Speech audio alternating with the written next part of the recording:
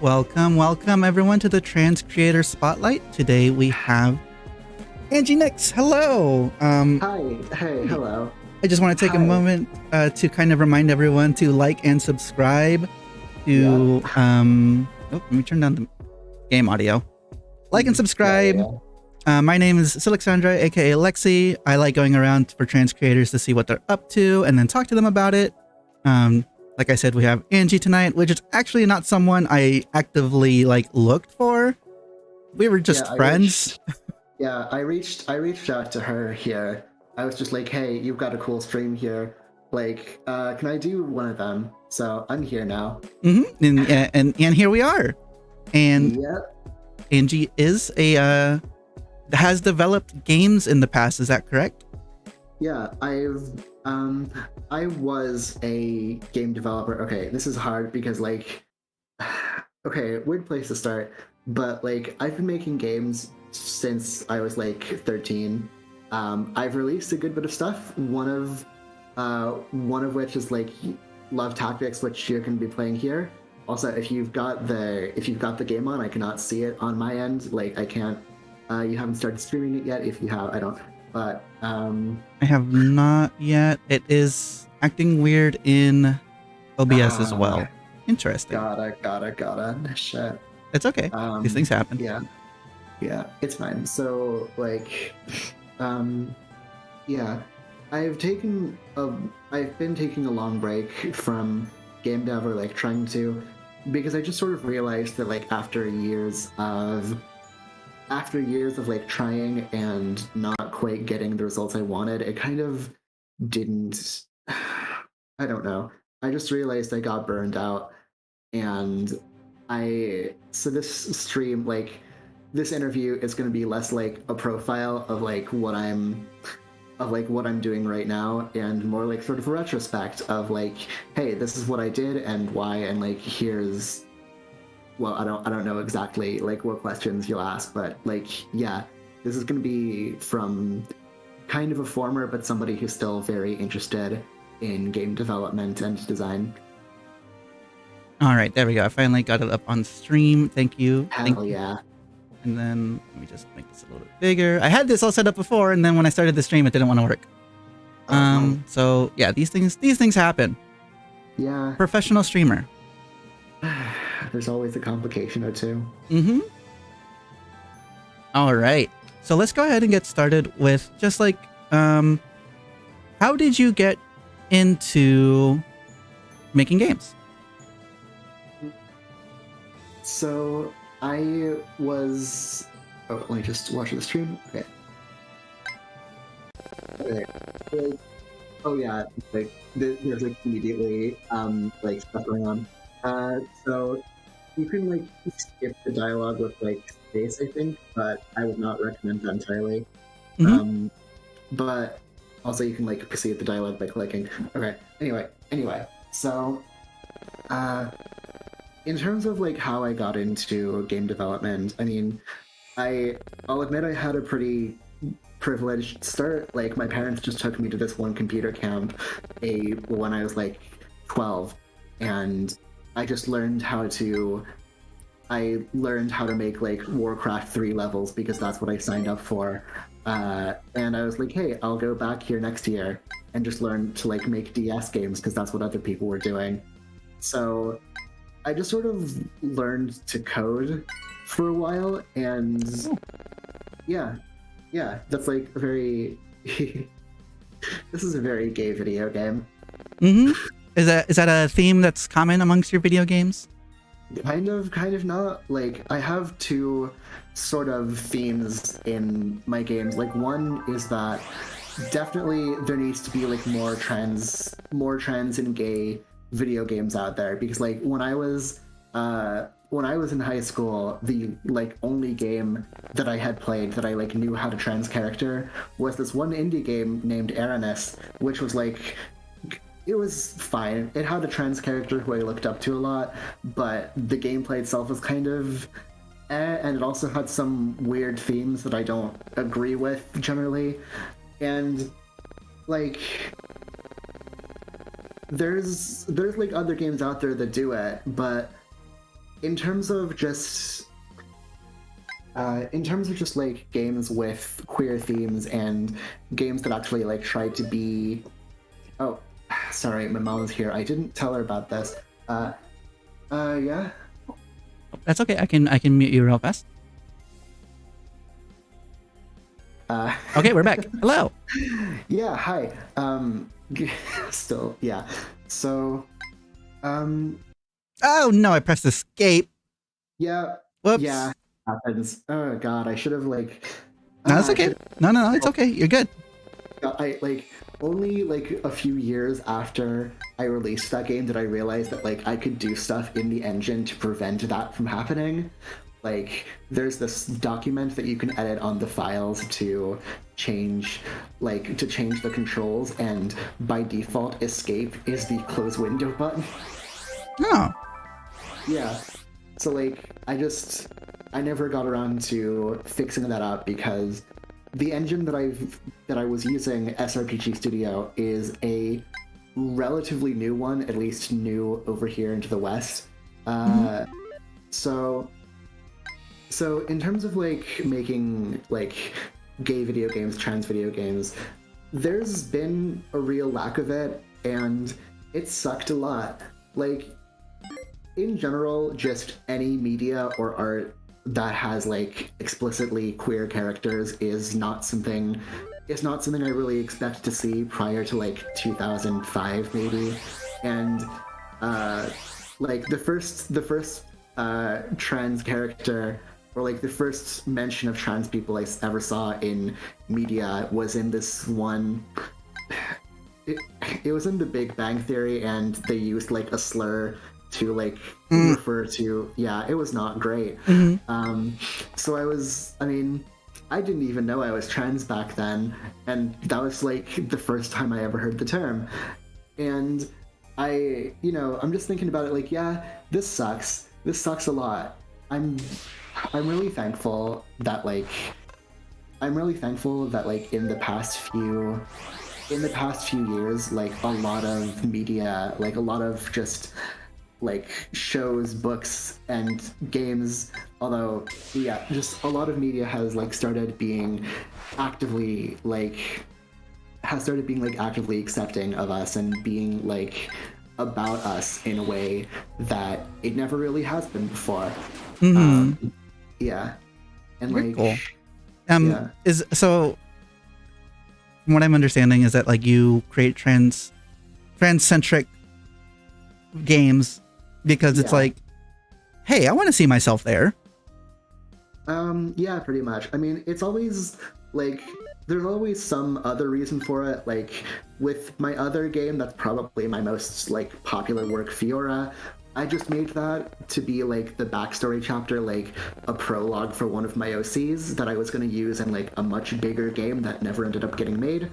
But that prologue ended up resonating so much with people because it's like a story about going through like depression and dysphoria when you don't know who you are, and then this just massive euphoria and the feeling like you can conquer anything once you realize like that there's a bigger world out there for you. And the way that that's expressed, not just through like cutscenes but in gameplay too, like you swap between identities, like genders, like their equipment, and you just get all of the best stats that you didn't even know were important once the main character finds that like, yeah, I can be a trans woman and I can pull it off well. That was a long sentence. I'm so sorry. No, don't be sorry. It's okay. But it's like in general, like my priority especially in the RPGs that I've developed is like expressing queer themes, not just through like the story, like the cutscenes and the writing, but also like directly through play. Like if you can, have you pulled up Love Tactics again yet? I cannot see it on my end. I did. Oh, my bad. Right. I forgot to cool. stop streaming it. It's cool. But like, let me see. Where are you at now? Yeah. Like, with this game, it's like, the main mechanic of it is that like lesbians, when we're too far apart from each other, we take yearning damage, like 3 points of yearning damage. So like being together, let's the two of these beautiful girls heal each other. Like, yeah. Where's this? Oh. Yeah. All right, there we go. So it's like, yeah. I was gonna ask, what are what were some of your favorite games growing up? I don't like doing favorites like ever. It's like my least favorite thing to do. But in terms of like the games that have like inspired me and like made me want to make games, like Fire Emblem's a pretty obvious example, as you could probably guess. I like Fire Emblem for very different reasons than most other people do, because like a lot of them are into the story element of it, and yeah, that's cool. But really, I just liked being able to play around with a lot of stuff. I'm very into being given a new toy to play with, or just a new system to experiment with here. Right? Yeah, you're doing pretty good. Like, you're doing pretty good on this game so far. Oh, thank you. Yeah. I actually am not very experienced in this style of game. I think I played a tiny bit of Fire Emblem Awakening. Yeah. Oh, cool. Mm-hmm. And that's it. Yeah. So I definitely. Yeah. I was just gonna say that this style of game is not really familiar to me, so it's interesting. Mm-hmm. Yeah, and like the thing with like Fire Emblem style games is that like they're the kind of thing that like is considered.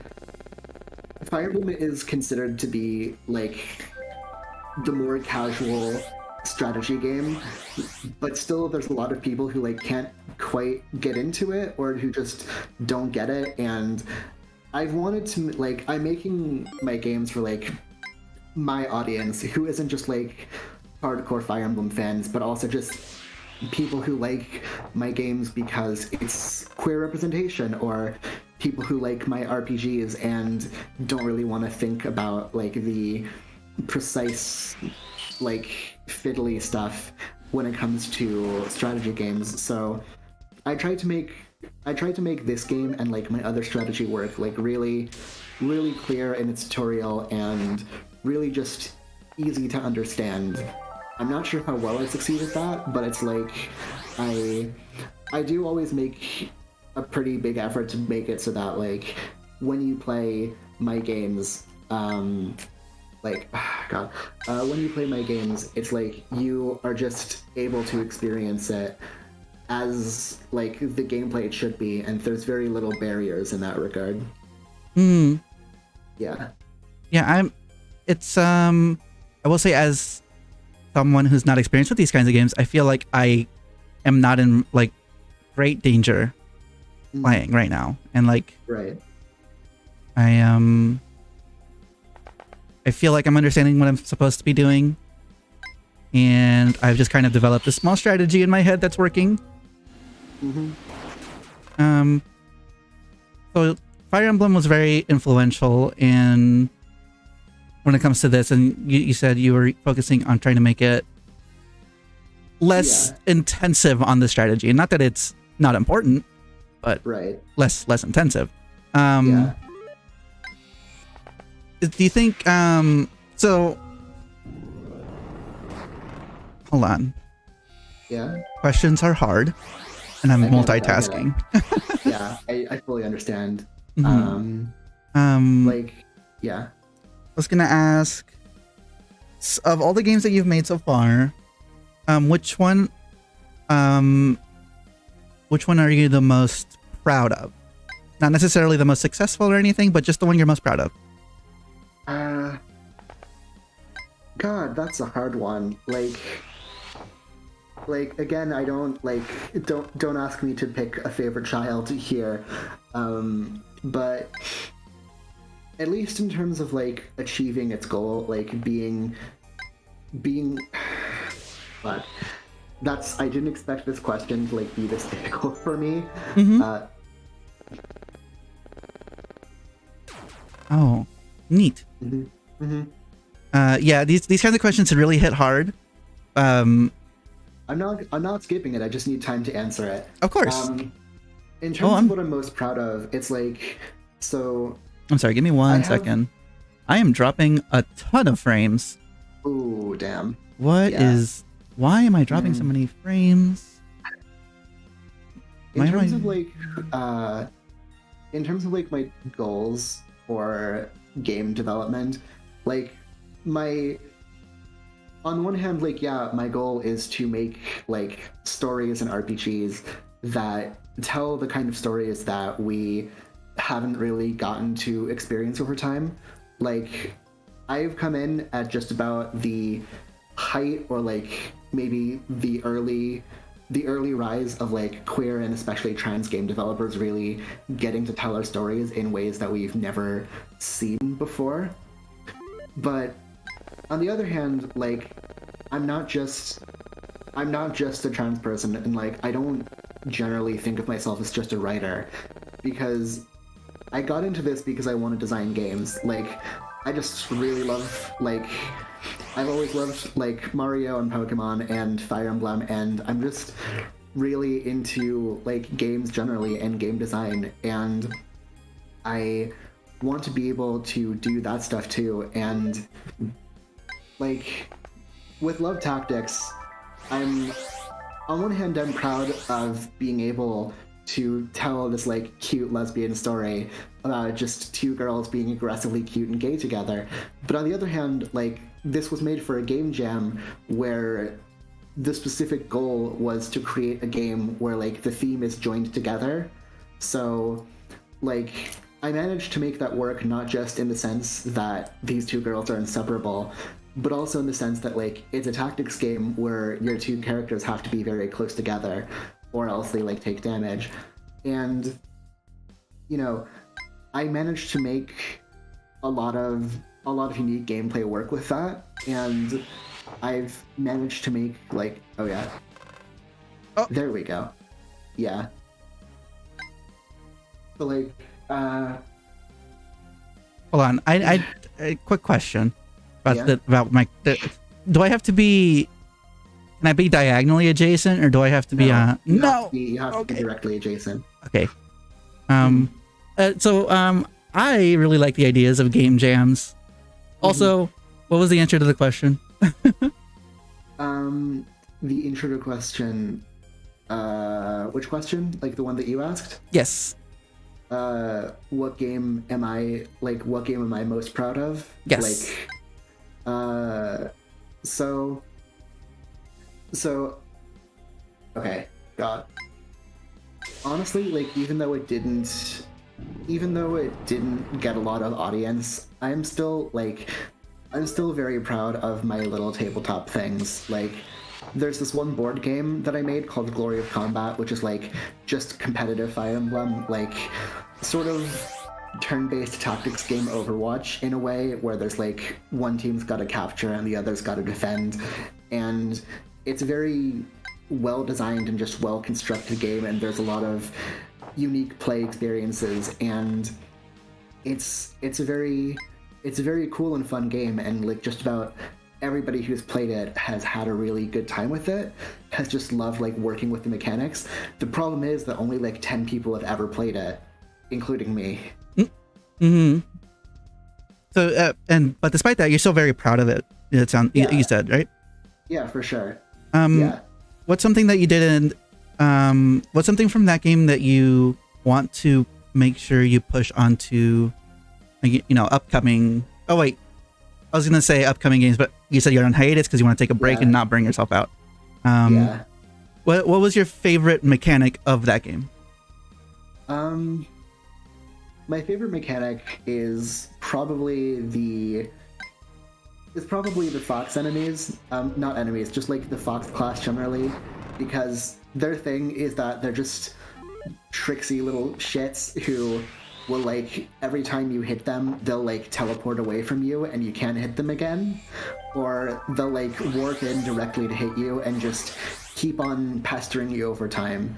Like, those were inspired by like Fire Emblem Echoes, these like witch enemies who like teleported to you and would then just attack you immediately. And I was like, yeah, this sucks as an enemy, but imagine if you could be that too. God, this line. Arbon goes without that. Aw. Oh, sweet. I got an Iron Spear now.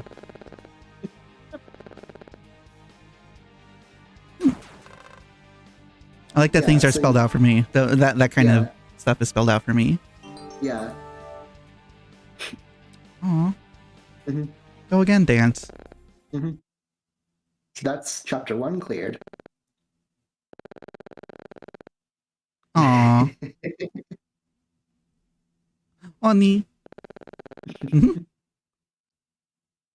What is the process of getting a game out there? Like, it feels like so daunting for me.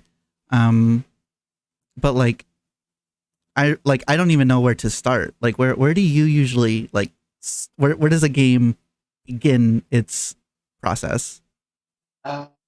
So that's a bit of a tough one, and it really depends on your circumstances, because like because for the past year or so I've been working on my own. I've had like some people who've like offered to do work for me, but I've been mostly a solo dev. Like, I don't feel like I'm part of a team really. So what I've been doing is just sort of like working in whatever engine I want to and having the idea and just trying to work on that as much as I can. And like the first game that I really took seriously in terms of development was one where I just sort of kept having ideas for stuff to put in. It was like this sort of spaceship flying game, this sort of action, like spaceship action shooting game where it's like sort of racing game controls, but you have a gun. And I just kept having ideas for like, this is an enemy that I can put in, or like, this is a power-up that I can put in. And I just kept on trying to do that. Like, each time it was a new programming challenge that I somehow managed to solve. Like, probably the hardest one there was just making enemies that crawl on walls, like those, are they called like Buzzy Beetles or Spinies in Mario or whatever? They're the Buzzy Beetles or Spike Tops. Yeah. So, so you like saw what's going on here, right? So the forests are going to be like really annoying terrain for a bit because they give a bit of evasion and I think defense. So I want to see how you do that. When I'm watching somebody else play, it's always a weird experience because, like, on one hand, I don't want to interfere with their experience because I want to see how they do it without me. But also, it's like this is a stream and I want it to be fun for everybody involved. Let's see. Can you? Yeah. Wait. I'm just looking at like what your options are here.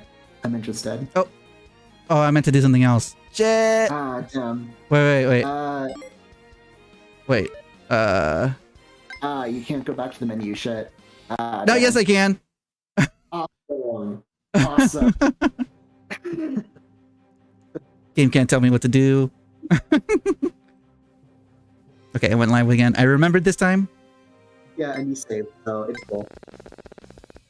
Yeah. Click. Okay. Like, so when I was, in general, like, the key is just to have some kind of inertia when you're developing something. Like, you want to be able to just put your heart into a thing. Just, like, if you have this idea that you really want to work on it, and you just sort of get something to cool. you. Like, yeah. In terms of like, oh yeah, and you can counterattack now. Oh. Yeah. Only like at range though. Oh. Like, yeah. Got him. Yeah. Uh-huh. So generally, like, for me, I would definitely say the key is to like have other people who want to either want to help you meet your own vision, like who really just want to do everything they can to help you, or to have people who have their own vision that you really want to help meet yourself. Like, I know that like sucks as like an actual bit of advice, because it's like, what are you gonna do with that? But in terms of like getting into it, there's a lot of tutorials out there. Like Game Maker's Toolkit has done very admirable work over the past like half decade, just in terms of like explaining cool bits of game design, and his recent series Developing has been just about his experience of actually trying to develop a video game. And honestly, a lot of what he talks about in terms of like the struggles of like having the wrong priorities, or not knowing what to do, or just using the tutorial and it just bouncing off you, like, yeah, that's very, very relatable struggles for somebody who's like been through all of that firsthand. I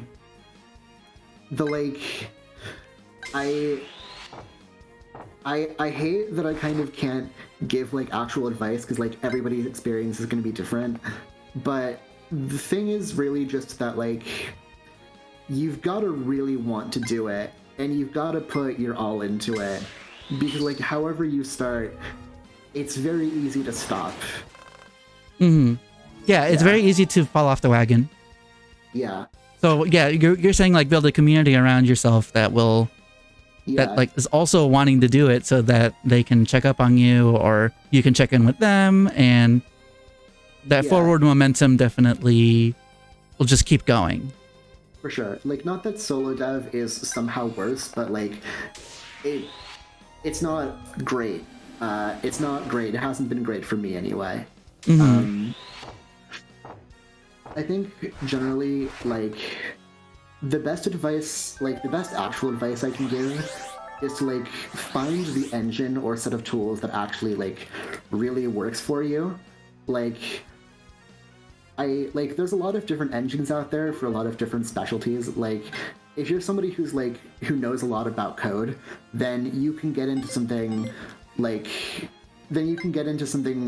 where programming is like the key thing. But personally, what I've been using is a lot of like maker engines, like RPG Maker, SRPG Studio, because I'm not a coder. Programming has always been my least favorite part of game development, and I'd prefer not to do it whenever I get the chance. So like, I've been using engines like this that have like gameplay mostly set up for me, like that have the code mostly done, so that I can focus on like level design and character design and just the actual writing and like the parts of game development that I want to do. So like, some people are gonna be able to like really work with something that uses coding a lot. Some people are gonna, another thing I'll say is don't feel shame in what engine you use. If you use Unity, in terms of like, I wouldn't recommend Unity for like a lot of more professional development, but if you just want to make something, then go for it. Like, if it works for you, then go for it. If it doesn't work for you, don't try to force it. Yeah. And also like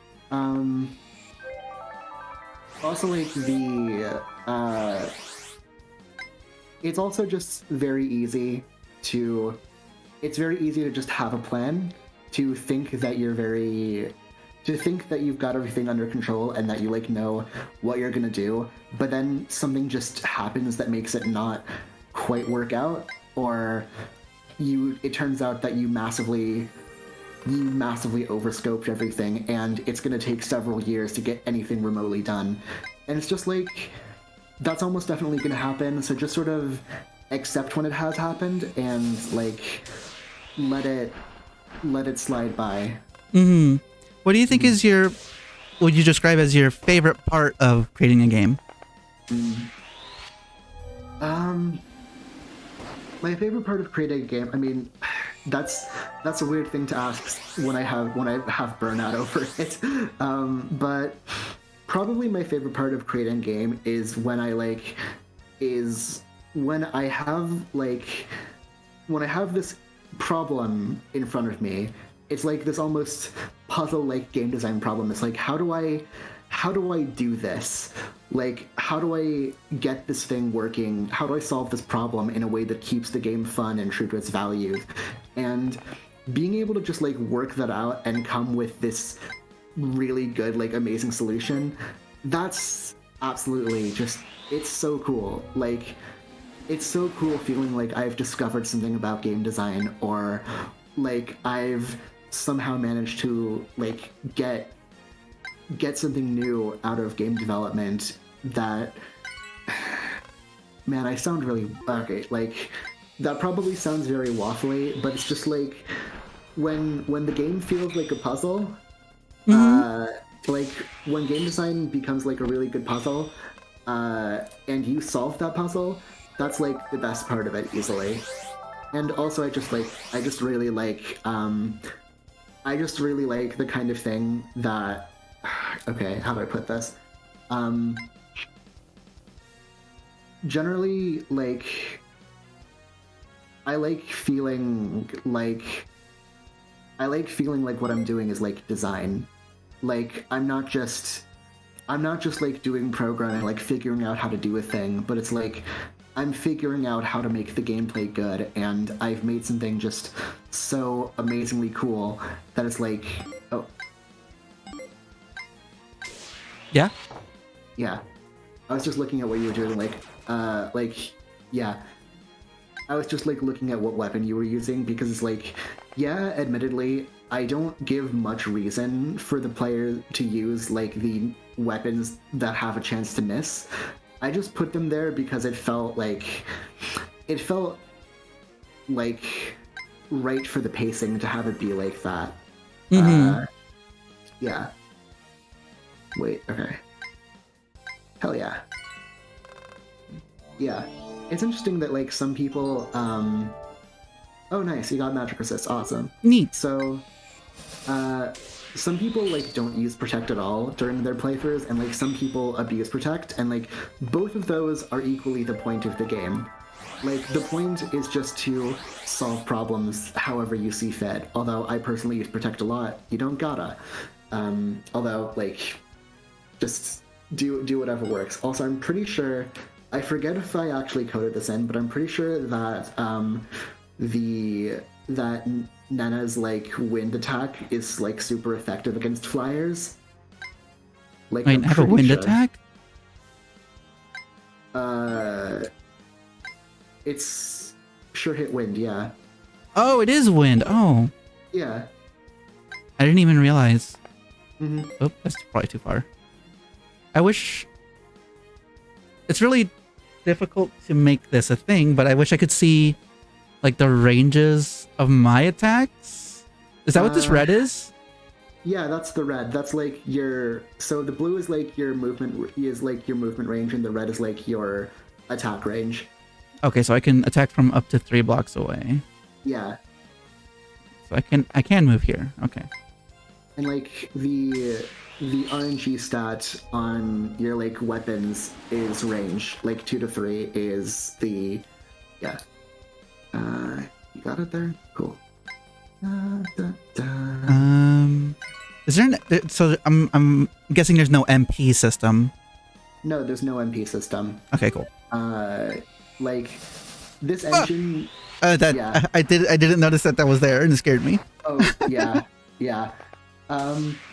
Like the cool thing about this engine is that like there doesn't have to be like a lot of things that you sort of expect from Fire Emblem, like weapon degradation and counterattacks. It doesn't have to be there, or at least it doesn't have to be there by default. Like, a lot of people will just try and make, like, Fire Emblem 1, or they'll try and do, like, the kind of Fire Emblem that they're used to, but you don't have to do that. like you have a lot of versatility and you have a lot of like options for how you enjoy the game, like for how you make the game, and I really respect that. Oh, like, yeah. Sorry, I was very close to killing that enemy and it didn't die. Yeah. There's this one thing I found out about this engine that like I really wish some Fire Emblem game did, where it's like you can make it so that some weapons are like super effective against enemies in a certain type of terrain. So you could make it so that like an enemy in fire, so that fire does double damage against enemies in forests. Oh wow. Like, yeah, it's really cool, and it's like it's the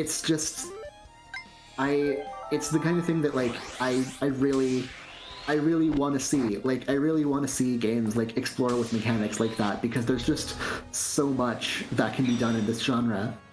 Like yeah. I was gonna ask.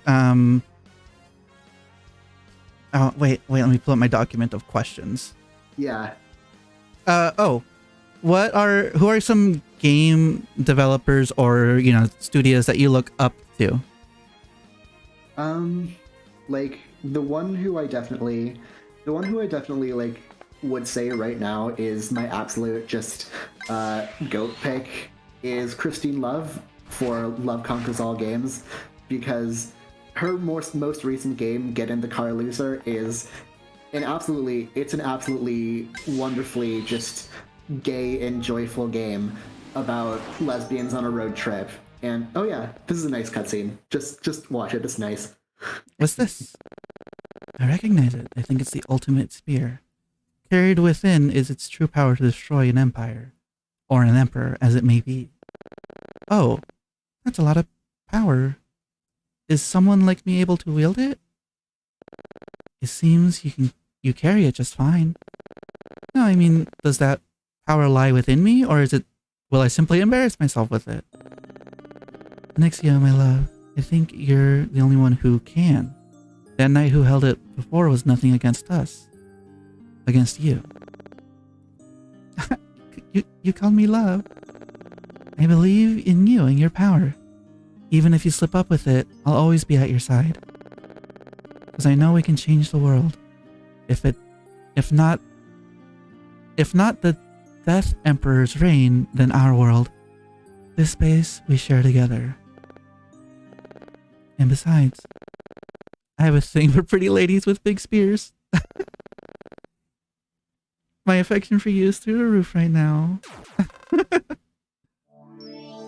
Level up! 15% go again? Mm-hmm. That means that Nana now has after ending a turn, Nana has a 15% chance to just get another turn. Ah, I see. Yeah. Oh, wait. Do I actually have to kill everything? You don't have to kill everything. I think you can just go onto that castle and just press C's. Oh yeah, just like history warned me. You just walk in and seize it. Mm-hmm. Oh. Hell yeah. The final battle.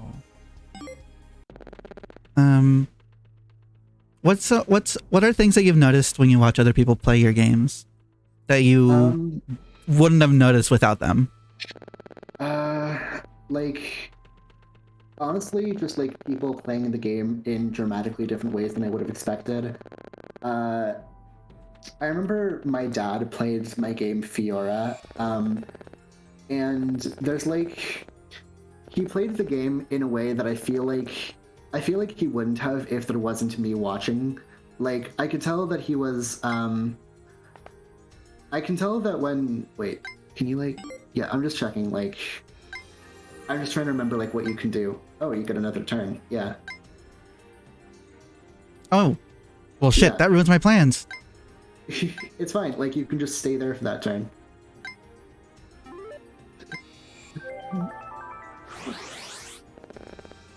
Aww. Monk ass. Wait, is that through a wall? Yeah. Oh, because it's ranged. Yeah. Oh. Also, I've been dropping frames like crazy, and I have no idea why. I am so sorry, everyone. It's all right.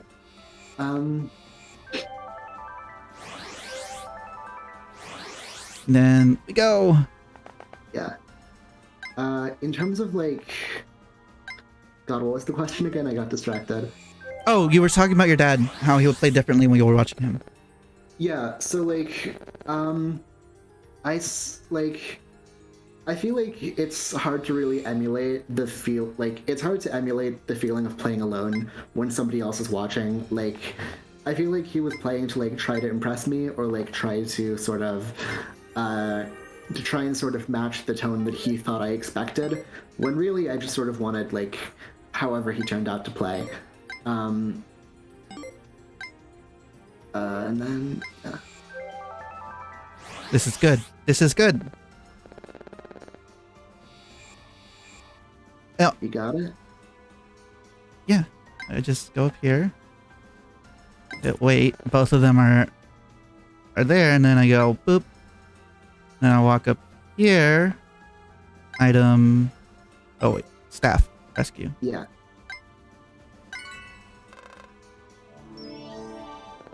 Easy.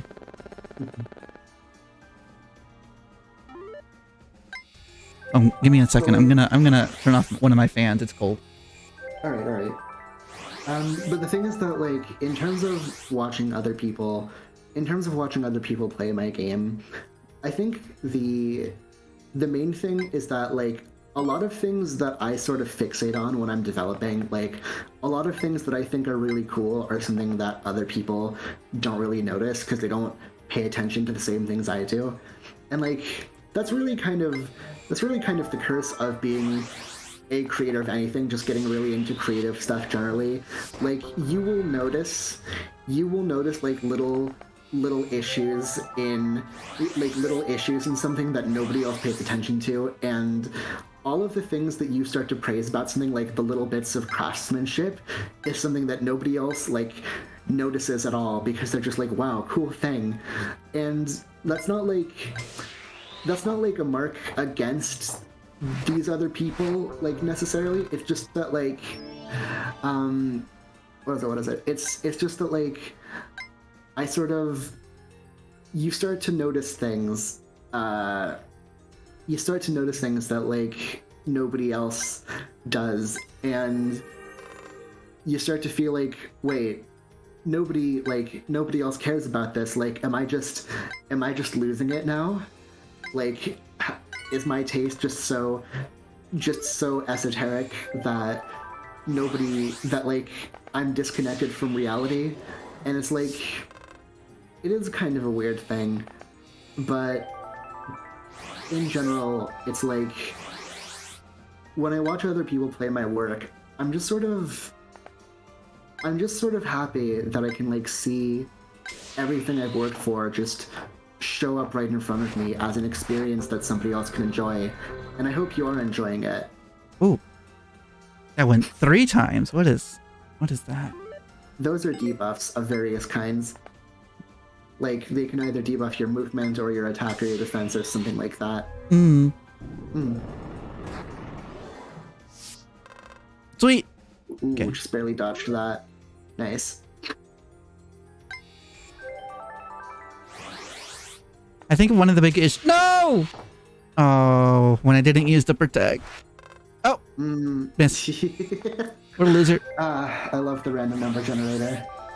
RNGesus. What was I gonna say? Although I don't like these kinds, I'm not gonna say I dislike these kinds of games. What I'm gonna say is I don't play these kinds of games usually. Yeah. Primary reason, honestly, being that, like, sometimes it feels like the story is a lot, and my memory ain't that good, and so I'll, like, leave a game and come back and I'm like, who do I care about again? Right. Yeah. What's going on? Versus, like, you know, in Minecraft, it's all in my head, really. At the end of the day, it's just blocks. Right. Just blocks and stones and some little pig face people. Exactly. Whereas like these kinds of games, or even like most story games, Yeah. are a little bit difficult for me, just because I struggle to make myself like care. Yeah, there's like there's a thing with like a lot of it's a common sight of like discourse in game development circles, whereas like games are way too damn long, because like whenever we get stats on like how often people beat a game, like something like Final Fantasy VII Remake, which was immensely popular and not that long relative to the long RPG escape, like 60% of people got around to finishing it. Like 40% of people just did not get to the end. And like, is that okay? Like, is that an outcome we can accept? Like, should we make games shorter so that more people are actually able to beat them? Or, oh yeah, your Nana is very, very low on health there. Mm-hmm. Yeah. Okay. You're doing all right though. Like you're doing pretty good all told. Oh, I can't attack her? Nah.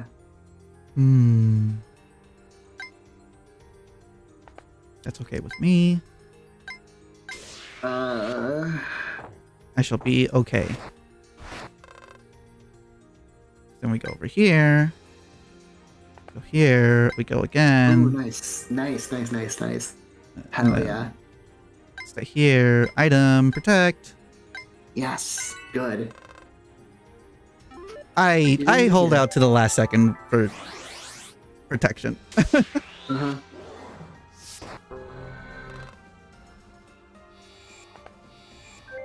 But I think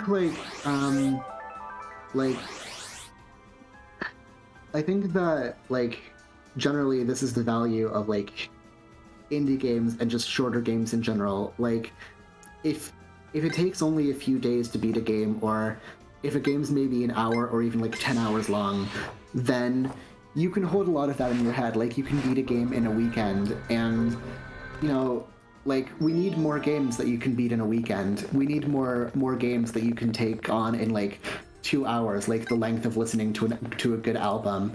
Like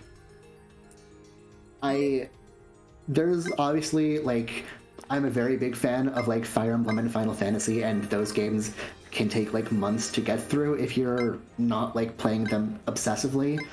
But like one of the strengths of indie spaces is that like you have these shorter games that you can just sort of play and be done with after a few days, and just no, oh god, I forgot about the counterattack. Yeah. Ah, god. Take two. Let's go. Take two. Okay. Yeah. Also, I'd recommend.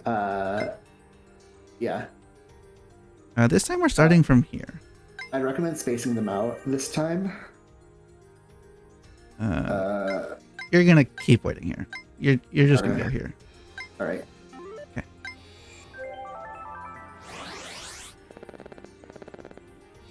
We're good. I can do this. Yeah. Angelo, like, doing the writing for this was very fun because I just did not have the time. I did not have the time to take it seriously, like, at all. I just wrote whatever the hell came to my mind, and I was just like...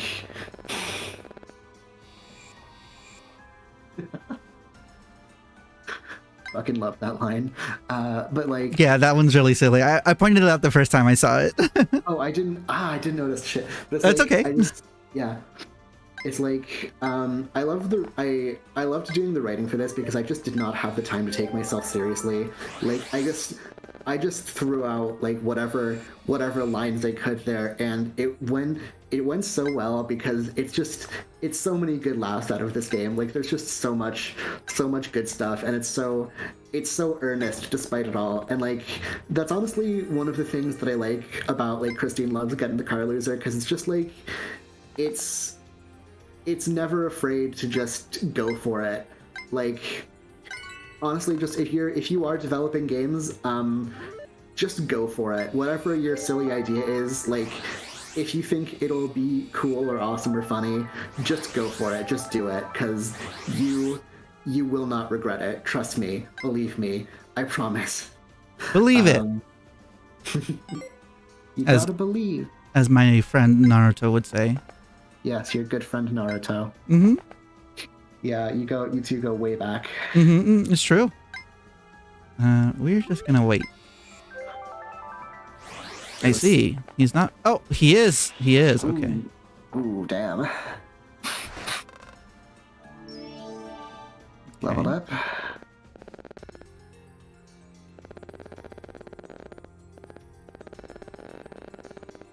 Can I attack then move? No, huh? No, you can't. I wish this engine like allowed for that more. There's a thing like you can assign a skill so that like after you attack you can use the like remaining movement that you didn't use, but that's like it's a kind of shaky thing there, because like it leads to some consequences that I didn't want to deal with in this game, and it's also like I also feel like that kind of skill is cooler when it's like something that only certain units can do. When it's like only your like rider units can move after attacking. Let's see. Here we go. Yeah. Wait, how much HP? 27? You can take one hit. Just one. So we're just gonna attack. Pow! Ultimate Spear, hell yeah. Yeah. Nice.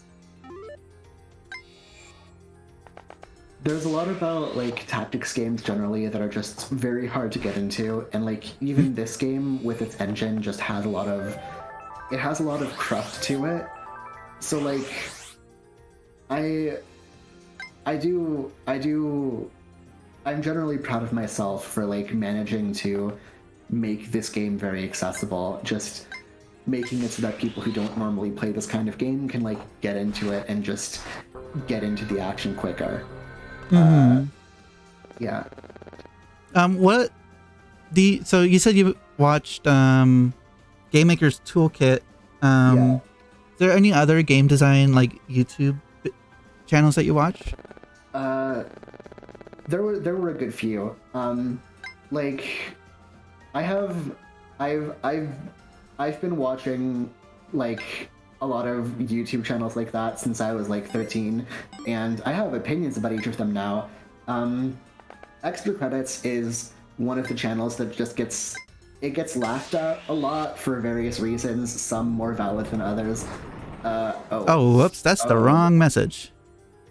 Ooh. I forgot my bot was like that. We're gonna remove that one. Okay. But like, in terms of like channels to get into, I'm kind of hesitant to like, in terms of getting into game development, I'm hesitant to recommend channels that aren't run by game developers. Like, there's a lot of cool game design channels like what was it? Like Snowman Games or like Hell Ego Raptor. That's like, yeah, they have like decent takes and they can analyze design, but they're also not like designers who know the whole of it. Like the actual like source, the actual like game design like channel that I'd recommend is GDC, Game Developers Conference. Like it's just a collection of talks from game developers from all over who worked on all kinds of things, just telling you how they did something or what kind of things they've done and what you can do. Game Maker's Toolkit is really good in large part because Mark Brown has like access to interview a lot of people and like does a lot of his research in interviews and stuff. H Bomber Guy and his videos on like Fallout New Vegas and Deus Ex, both transcribal classics, which gives me some theories about him, but that's too parasocial to get into here. But they're both highly good. They're both highly good videos that I would like recommend a whole lot. what else? What else? I'm just gonna check. I'm just gonna like check through my like list of YouTube subscriptions because it's like it's mostly like video essayists, if I'm honest. Like Mm. this is just the kind of company that I make. Um, in general, like you should know a lot about the specific genre that you're working in if you're making something in that genre. Like if you're making a tactics game, you should like know. You should at least know what makes a good tactics game.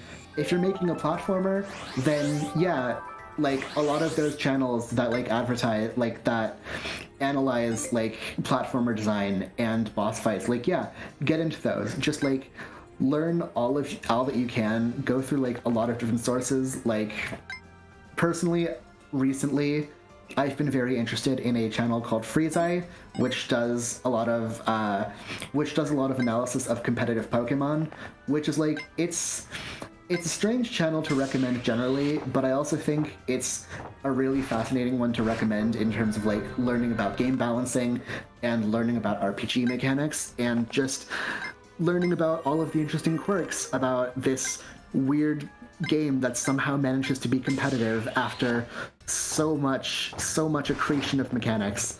Oh yeah, so you won that fight. It did. Hell yeah. It's finally over. We did it, my love. Aw. Aw. Sorry for killing your partner. Oops. I only like women, actually. True. Women? We stand women here. Open to a third member? Aw. Gay rights. Gay rights. Gay rights. Very fun. Shit. Yes.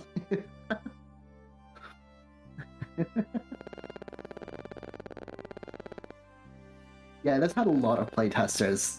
Like, Nice. this had so many playtesters because like another thing to know about game development is that you will need playtesters. No matter what you are working on, you will need somebody else's opinion, or like you will need to see how other people play this game, because like you are the worst judge of your own work almost all of the time.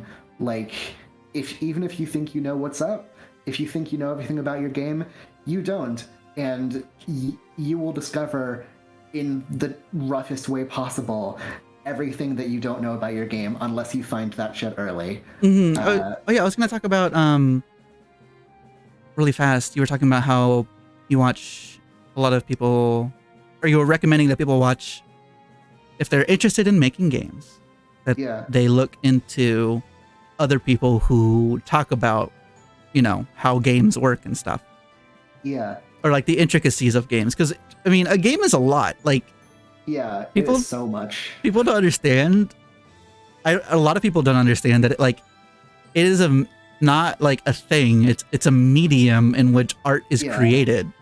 Yeah, it's so much, and like even I, who was like, I've been in this for like 7 years at this point, and I don't nearly know everything that there is to know about games. Like it's so much, it's a lot, and if you wanted to like learn just about game design, that's a whole lifetime's worth to learn. And it's really cool and also really daunting, but it's just like you've got to have a love for what you're doing. Mm-hmm. In my honest opinion, for some reason the game was what was causing a lot of frame drops.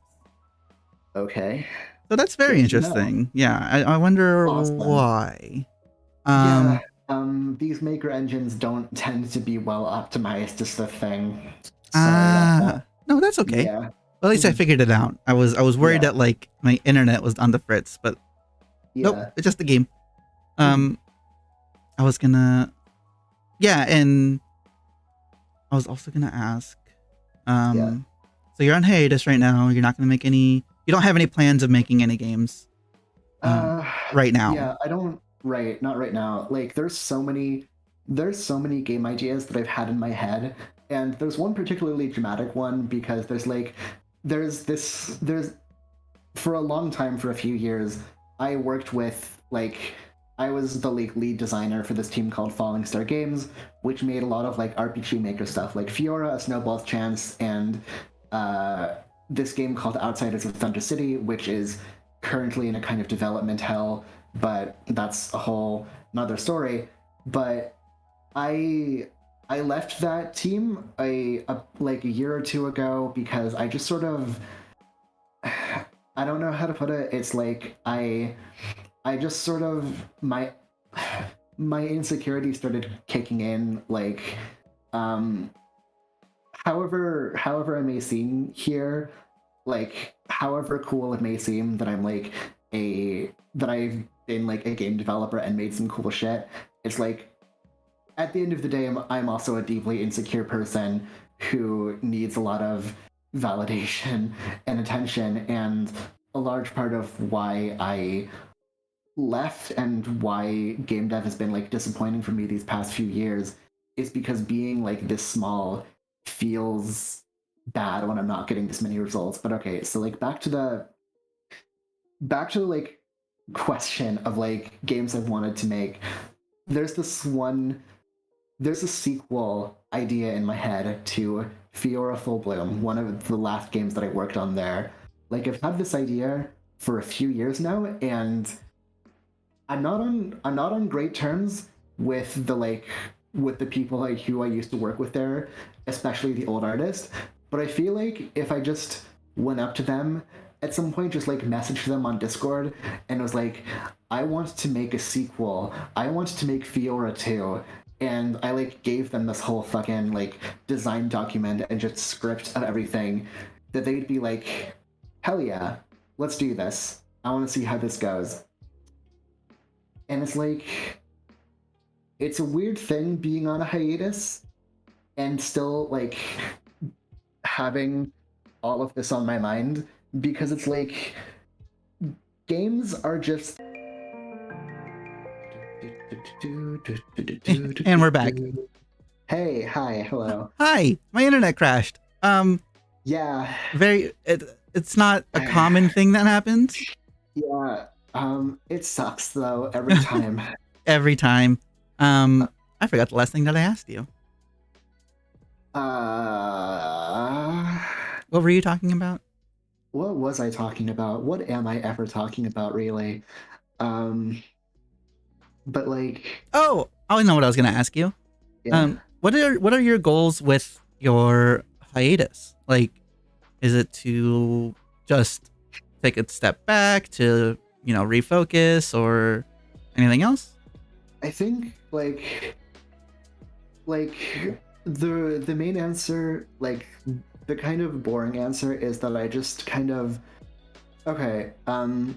so thank you.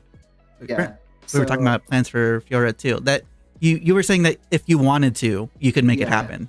If I wanted to, I could make it happen. But the thing is that like game dev stopped being fun for me for the past like maybe 3 years, honestly, which is kind of it sucks to think about, because it's just like, damn, I've been doing something that I love, but that is also like draining me.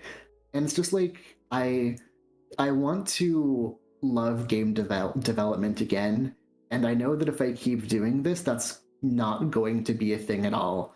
But generally, like, I also realized that like I've been wanting the wrong things out of game development for a few years now. Like, it used to be that just like making something was enough, that I could just like have this cool problem in front of me and just solve it somehow and make this really cool thing. And like, it's really cool and it's fun and people like it and it's nice. But then it's like, I guess, I mean, I was talking to a friend about my hiatus earlier, and they told me that like, they told me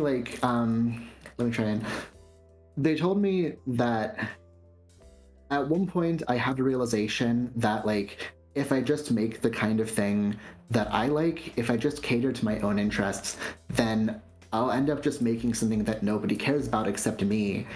And I felt like that couldn't be enough. Like, I had to get attention. Like, it's not just that I wanted to make games, it's that I want to be a game dev. I want to have that like glory and valor and community and like respect.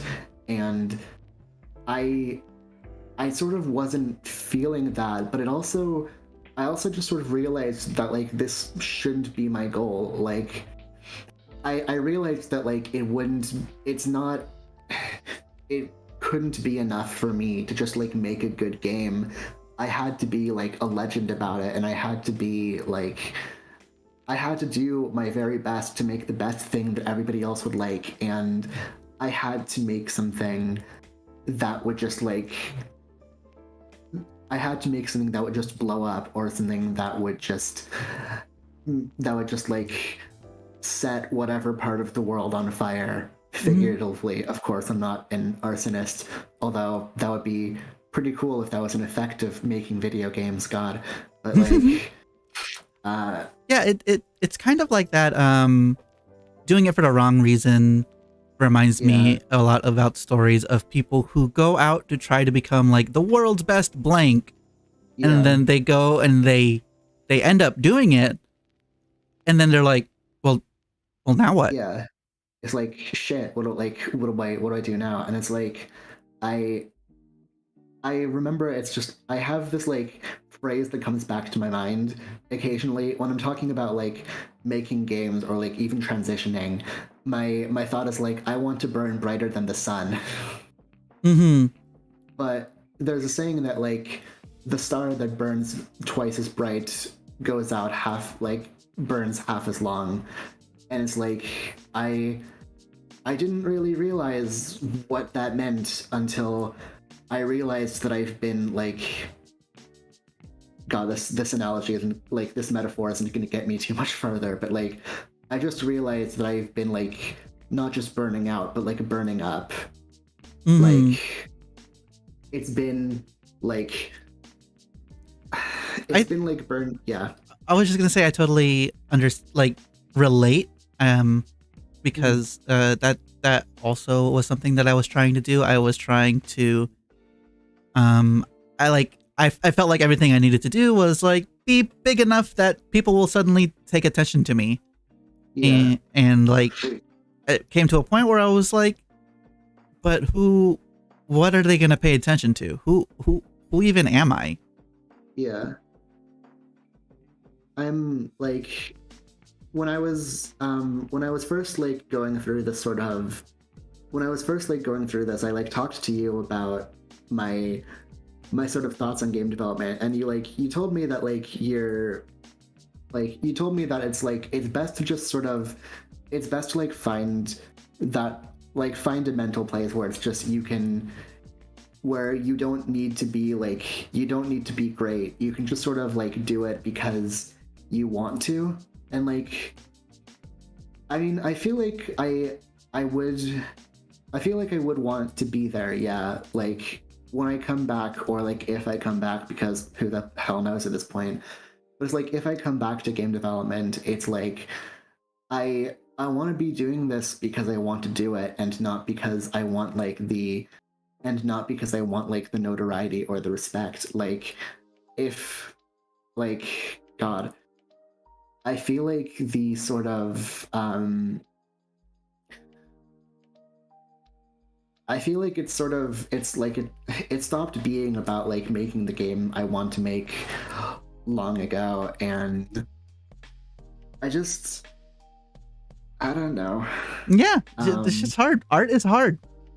Yeah, it's really hard. And like, when I announced my hiatus on Twitter, like, one of the people who was like planning to do art for the game, who was like really cool, their name is Hunter Black on Twitter, and let me just look up the @ so that I can just like recommend that to all of you. Yeah, so go follow Twisted Iron Paw on Twitter. Twisted Iron Paw, that's the @. They're very good. They do very good art, and they're very cool. But like, they told me that like game development is just very hard. Like, it's just so hard, and like it's genuinely impressive that I managed to make this much before finally burning out. And it's just like, yeah, it is hard, and you know, it will always like what I was gonna say. Shit, I was gonna say something, and then I was like, no, that sounds bad, and then I forgot what I originally was gonna say. Something like in response to my, what did I say? God, I love how we share like half a brain cell among us. It's amazing. Real bimbo hours, you know? Like, I was gonna say that making games is hard, and it is impressive that you've made any, not because it's like whatever, but because making games is hard. Like, yeah, if someone was like, oh yeah, I got a master's degree and I thought about getting a second one, but I gave up, and it's like, wow, you got a master's degree? like that's essentially the same vibe. yeah, God, yeah. Like, game dev is just, it's a very hard thing, and it's very easy once you have like any sort of like any sort of drive on it, like once you have any sort of inertia on it, to just keep like trying to keep going further, and to just try and keep like pushing yourself. And it's like, it's hard. I was gonna say, that reminds me, I was gonna say, yeah, a lot of the best people at what they do often give off this vibe of like, oh, you guys actually like that? I was just doing it. And I think that's kind of similar to what I said before, which was like, just do it because you want to do it. And that a lot of people who create like amazing games, it's not really that they were intending to create an amazing game. They were just intending to create a game that they really liked.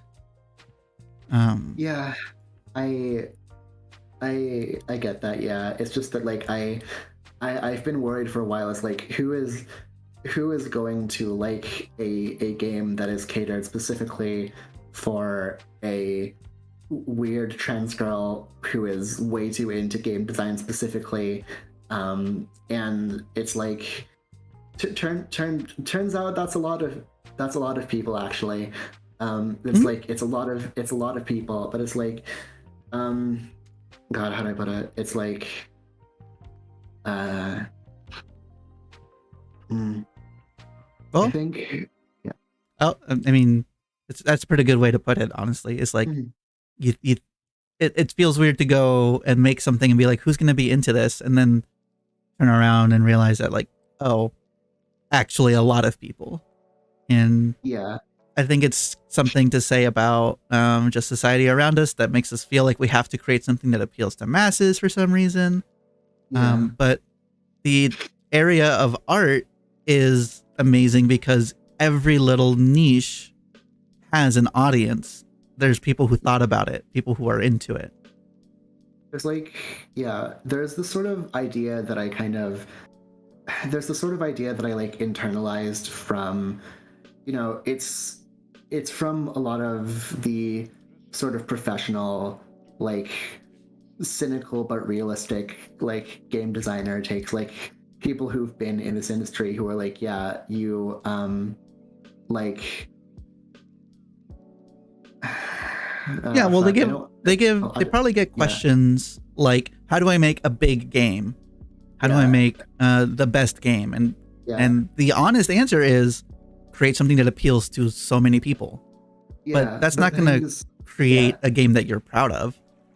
The thing is that like there's the sort of habit, like there's the sort of mindset that like all of us artists are like competing against each other, that like we've gotta like it's not enough to just make a good game. It's got to be like, it's got to be an event. Like, every game is vying for each other's attention, and you've got to be something eye-catching if you want anybody to pay attention to you at all. Like, it's why we get, like, it's why it's so important in indie games especially to just have like a really solid and interesting gimmick that makes people interested in what you have to provide. Like, it's why games like Goose Game or Undertale or Baba Is You are really appealing, because it's like they're giving you something that nothing else can. And like these are really cool games, and like they're good, and they're really good, and like all of them have a lot of like craftsmanship towards them and a lot of heart, but they're also like incredibly saleable games. Like, they're the kind of thing that compresses really well into a trailer. It's the kind of thing that can very easily go viral, and it's the kind of thing that like becomes, it's the very thing that's like easy to become an event. Like, Goose Game became an event for a little bit, and I think there's sort of like the expectation of like everything. Like, when you're trying to put something out into the world, especially if you're like, especially if you're like giving it to a publisher, it's like this has gotta be like a thing. This has gotta be like a moment in time. Like, it's not enough to just make whatever. I don't know what like Morbius is, but it's got to be a sweep. It's got to fucking lay out the goddamn theater. Like, it's got to be a cultural event, and sometimes it just flops on its head, or sometimes it really works, but it's like really cynical about it. Like, there's this one GDC talk I saw a while ago, like a year ago, from I'm not gonna like call out the person by name because they're doing the work, but there's this one talk called Fandom Ready, or like it's about like marketing your game, or just just designing your story generally, specifically to manufacture a fandom for it. And there's a lot of tips there, like give your audience like a big choice to make, like maybe like what house do you choose in Fire Emblem Three Houses, or what dating option do you want to choose in this dating sim. And there's like make each character like embody a different ideology or like thing, like be a symbol for a thing, so that people can attach their identity to it. And it's like, it's I don't know, like I used to be a big Tumblr person. Like, I used to be, if not in fandom, then at least deeply invested in fandom. And seeing that there's like specific techniques and like tried and true methods of manufacturing that, of like making there be a fandom in a way that's separate from just making a good story. It's like, I don't know. It's like I kind of, yeah. It feels like it's just kind of something you got caught up in. Yeah. And hopefully this hiatus will help you just like recenter and realize hopefully, yeah, what you're doing, why you're doing it, who you're doing it for. Yeah. And, if you come back to it, awesome. If you don't, great. That means you discovered something. Yeah. So yeah. Is there, I feel like that's a good place to wrap things up. Do you think? Yeah, I think so. Yeah. Just some recommendations for me as like a trans person and like just a queer person who loves video games. Play Celeste if you haven't. That's a very good game, and if you like platformers in any way, I guarantee you'll probably love it. Again, Get in the Car Loser is like Final Fantasy 13, but even more gay than it was before. And it's free. Yep, it is completely free. You can like download it right now for no cost at all. Like the only cost is for the DLC, which honestly, that's just an excuse to like pay Christine Love the money she deserves for that game. There's like various RPGs that let you play like trans characters. Baldur's Gate 3 has like a customization, like has a pretty robust customization for like your character, like how they look and stuff. And really excitingly, like you can your voice options aren't limited to like what body type you are. Like there's also an option for you not just to create your own character, but also the character that you fall in love with. And that character has full customization. So what I did was I made the love of my life this just like really beautiful woman with just an incredibly like deep and powerful voice, and it's so cool that I'm able to do that, and I love it so much. Generally, like, play my game, play Fiora, play like Love Tactics, and the RPG Maker community is generally like very, very trans and very queer. There was this like controversy a few years ago about this one RPG Maker game that got made by a TERF, but it's like it's weird to be like a TERF in RPG Maker. It's like being homophobic as like it's like being homophobic in musical theater. It's just, what are you doing here? But like generally, like going on like rpgmaker.net or just going on something like itch.io and searching up the term transgender, it'll give you a lot of stuff. Play like Secret Little Haven, Boa Retina, Tranxiety. Just there's so much out there, and there's so much out there for us, and it's not nearly enough to make up for the massive lack that we've had for so long and still have. But there's like something out there for us, and if there isn't something for you yet, then you could be the one to make that. Just be careful out there. Yeah, thank you so much for coming on.